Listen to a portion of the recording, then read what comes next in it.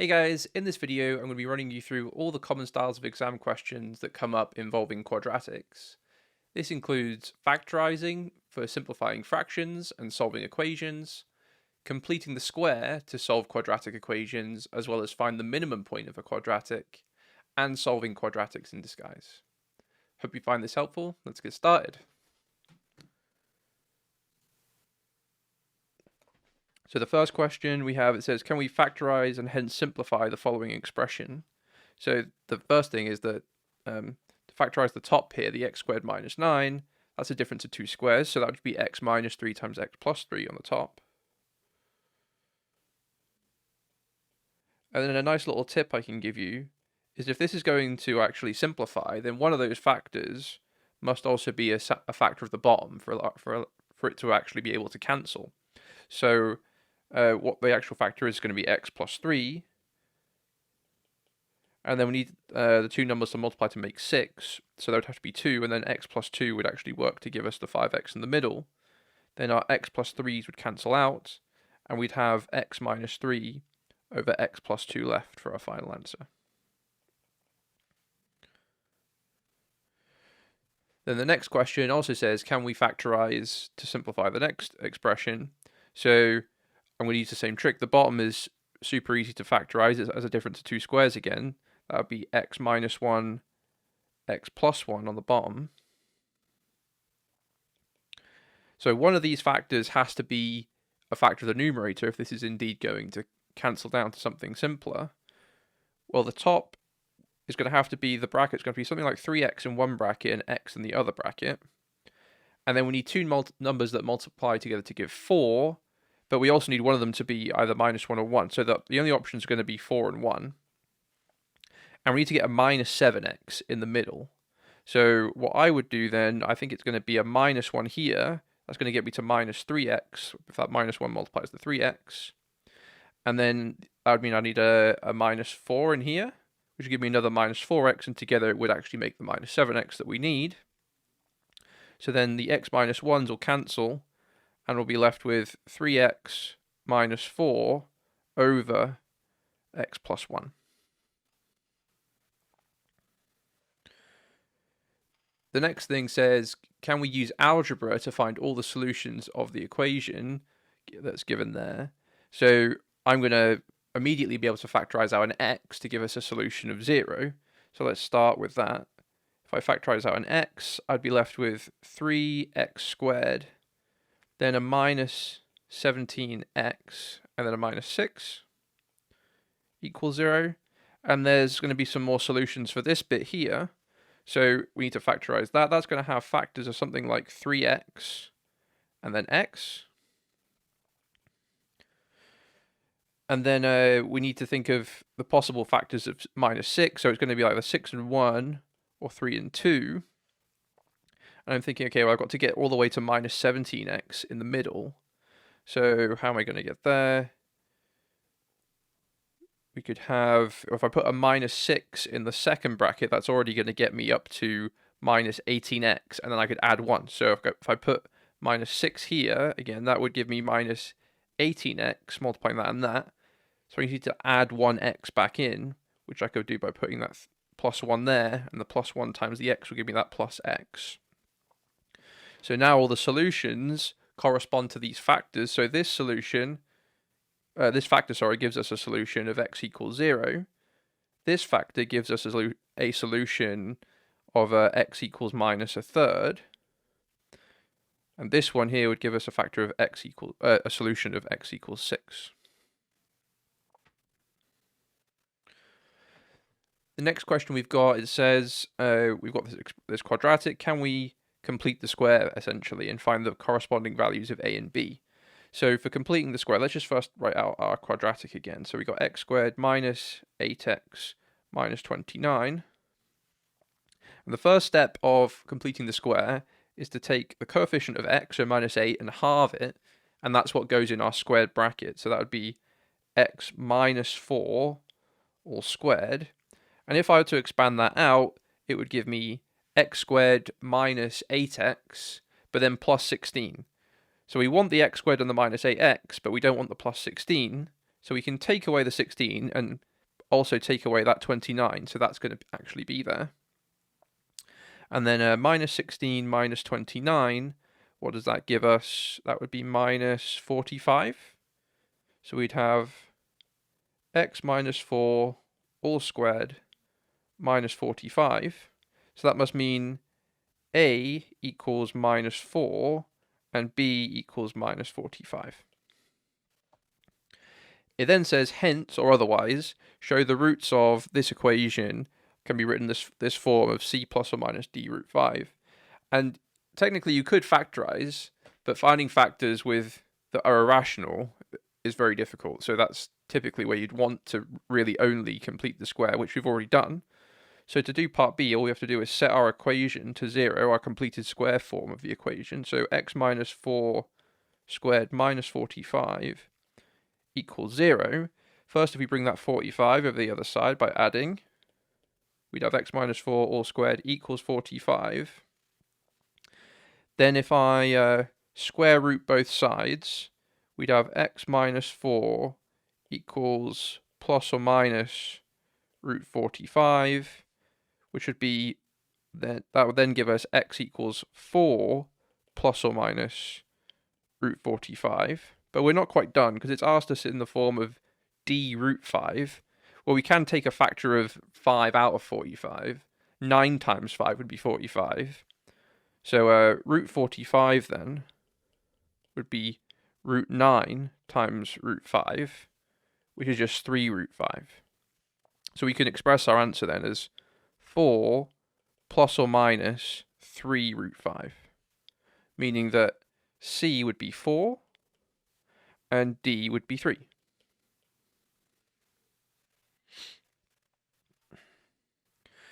The next question is also completing the square, but the difference is here that this the coefficient of x squared isn't 1. So let's have a go at an example like this. So the first step with these is to take out a factor of 4 from our quadratic. So I'm just going to start by writing the actual quadratic itself out. So 4x squared plus 12x minus 3. If I take out a factor of 4, that would leave us with x squared plus 3x, and then minus 3/4 if I take a factor of 4 out of 3. And then we can complete the square as normal with this quadratic that we have left in the bracket.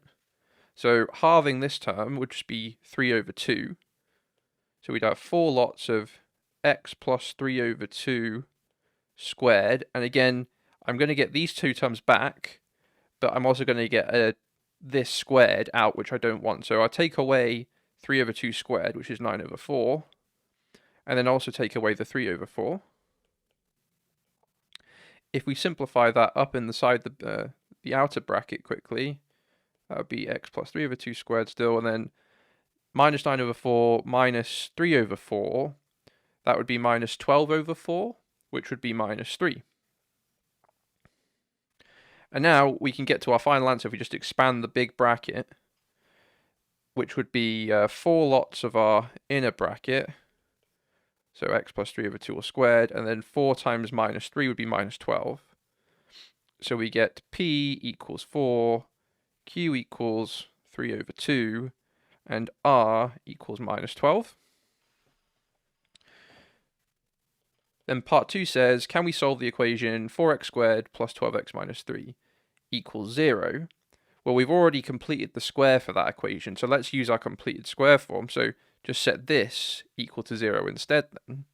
So 4x plus 3 over 2 squared minus 12 equals 0.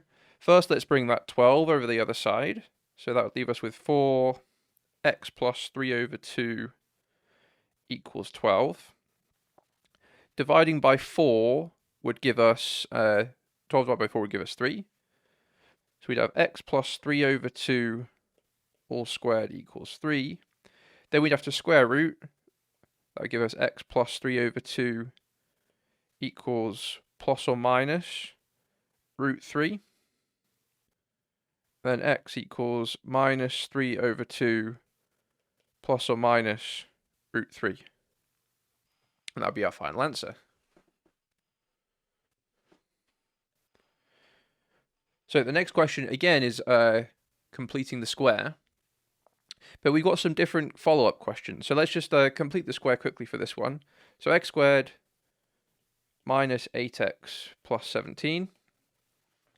Going to follow through our steps. So the minus 8, we need to halve that. We'd have x minus 4 all squared.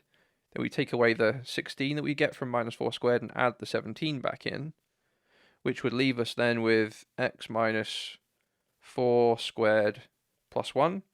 So p is 4 and q is 1.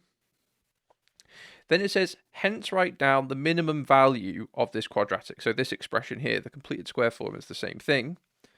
And we've got to think, okay, well, in this form, this is a squared quantity. And if you like, so x minus 4 could be any number, but if we square any number, it will always be a positive number. So the smallest this could possibly be is 0 then. So if the smallest possible value for that is 0, then the smallest overall value must just be 1. So for part 2, the answer would just be 1. And the question is, like part 3 then says, state the value of x for which this occurs. Well, it occurs when this is all equal to 0. So that's all equal to 0 when x is equal to 4.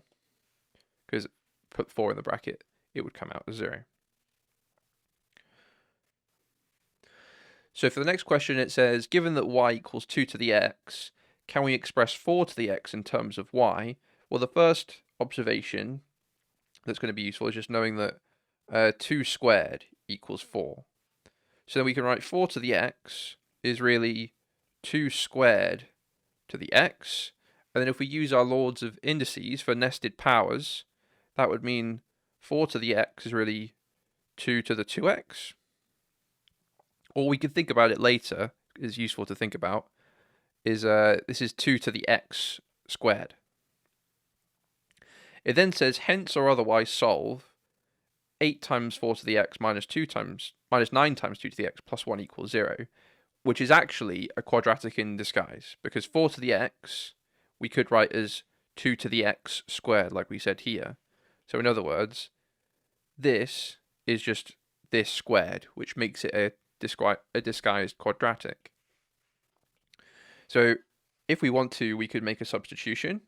We could say u equals 2 to the x, and that would turn our equation then into 8u squared minus 9u plus 1, which we can actually factorize quite straightforwardly, because we could have 8u and u, and then the only factors of 1 are just 1 if we're going to stick to the integers, which will work here fine. So it would be u minus 1 and 8u minus 1.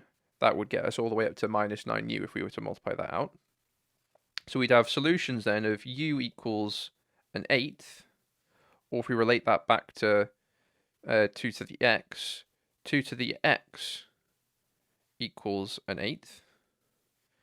And if we think about that, an eighth is really 2 to the minus 3. So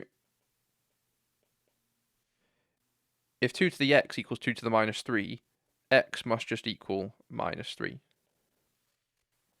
And then the other solution from the other factor, it says u minus 1. So that would be a solution for u then of 1. So 2 to the x equals 1. And that's always going to be true when x equals 0. Any number to the power of 0 gives 1. So x equals 0 would be our second solution.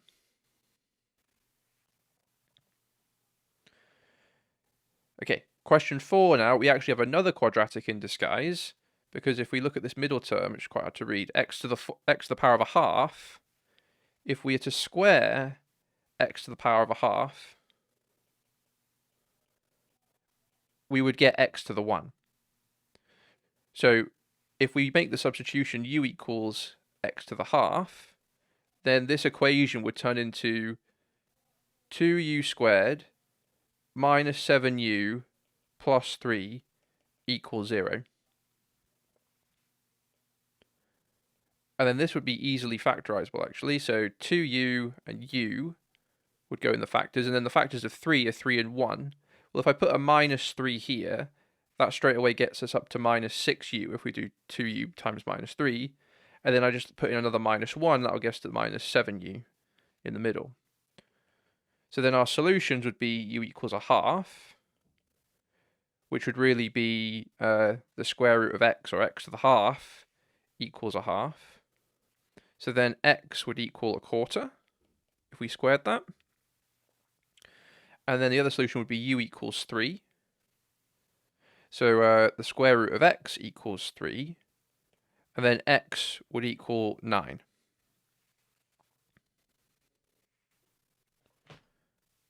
Okay, and now our last question, it says 8x to the 6 plus 7x cubed minus 1 equals 0. Again, that's a quadratic in disguise, because x to the 6 is just x cubed squared this time. So if we make the substitution u equals x cubed, and plug that in, we'd have 8 lots of u squared plus 7 lots of u minus 1 equals 0. We can factorize that again. It's going to be 8u and u.